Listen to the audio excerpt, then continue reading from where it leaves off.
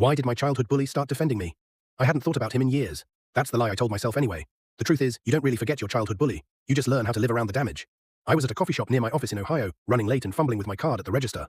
The barista sighed loudly, the kind of sigh that makes everyone behind you stare. My chest tightened. I could feel myself shrinking, just like I used to in middle school. Hey, someone said from behind me, it's not that serious. The system's lagging. The barista looked annoyed but backed off. I turned around. It was him, Ethan, the same guy who used to shove my books out of my hands, imitate my voice when I answered questions, and once convinced half the class that I smelled bad. The guy who made me dread walking into school every morning. I froze. He didn't smile. He looked nervous. Outside, he caught up to me. I know this is weird, he said, but I'm glad I ran into you. I laughed, sharp and defensive. Yeah, I'm sure you are. He nodded slowly. I deserve that. That alone felt unreal. We stood there on the sidewalk, cars passing, two grown men in our 30s carrying a shared past. Neither of us had ever named out loud. I've seen you around town a few times, he said. You still do that thing with your shoulders when someone raises their voice.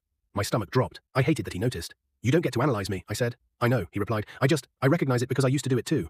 That wasn't an excuse. He didn't frame it like one. He told me about his home growing up, about a dad who believed fear was respect, and a mom who stayed silent. About learning early that power came from being louder than the other guy. I didn't feel strong back then, he said. I felt hunted. And you were the easiest place to dump that feeling. I wanted to walk away. Part of me still does. But over the next few months, I noticed something strange. At work, when someone talked over me in meetings, Ethan, who worked in a different department, would step in and redirect the conversation.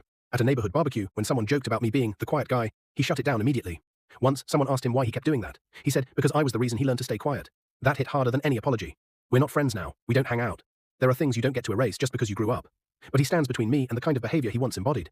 And I've realized something uncomfortable but true. Sometimes your bully doesn't change because you confront them. Sometimes they change because life forces them to see themselves from the outside. And sometimes the only apology they know how to give is protection.